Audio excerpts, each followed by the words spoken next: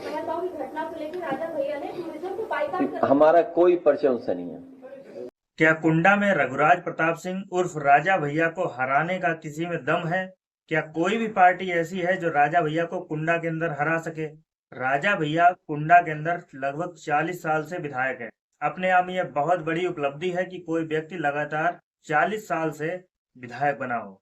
लेकिन अखिलेश यादव ने अब यह दावा किया है कि कुंडा के जो प्रत्याशी हैं वो अगली बार चुनाव हार जाएंगे। अब अखिलेश यादव और राजा भैया के बीच जिस तरीके की खींचतान आपस में चल रही है वो तो जग जाहिर हो चुकी है। अखिलेश यादव कई बार राजा भैया को लेकर बयान भी दे चुके हैं कि ये कौन है या मैं इन्हें जानता नहीं हूँ। 2022 में अखिलेश यादव ने राजा भैया के खिलाफ अपना प्रत्याशी उतारा था, जो कि थे गुलशन यादव।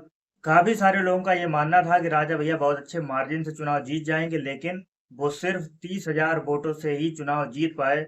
और उसके बाद से राजा भैया को भी ये महसूस हुआ कि उनकी सत्ता कुंडा के अंदर खतरे में आ चुकी है। और उसी के बाद से शुरू हुआ खेल।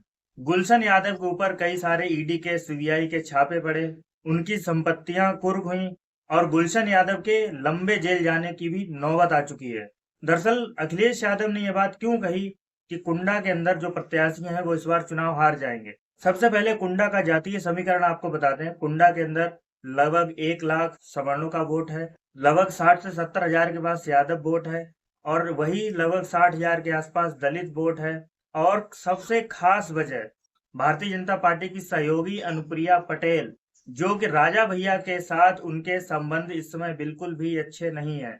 अनुप्रिया पटेल ने यह कहा था कि अब राजा माँ के पेट से पैदा नहीं होगा, राजा ईवीएम से पैदा होगा। उन्होंने राजा भैया के लिए बात कही थी, लेकिन अब राजा भैया की सत्ता खतरे में इसलिए भी आ गई है क्योंकि अखिलेश यादव पीडीए के तहत सभी जातियों को समेटने का काम कर रहे हैं। अनुप्रिया पटेल का काफी अच्छा दबदबा है।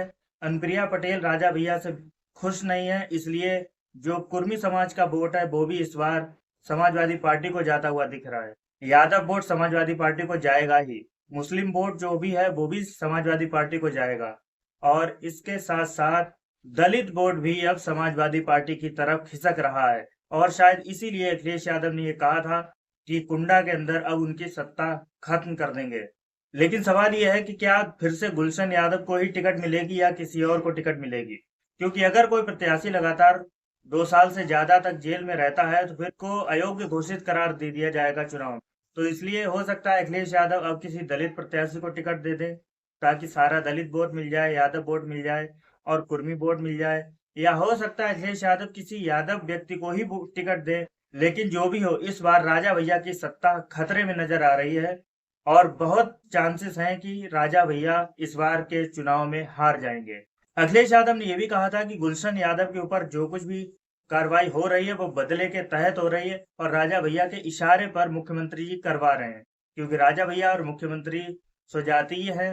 वो इसी बात का फायदा उठाते हुए गुलशन यादव के ऊपर कार्रवाई करवा रहे हैं।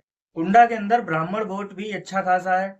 अखिलेश यादव ब्राह्मण वोट को भी संभालने में जुटे हुए हैं, इसलिए वो परशुराम जयंती भी मनाते हैं, कई सारे ब्राह्मण नेताओं का सम्मेलन भी करते हैं।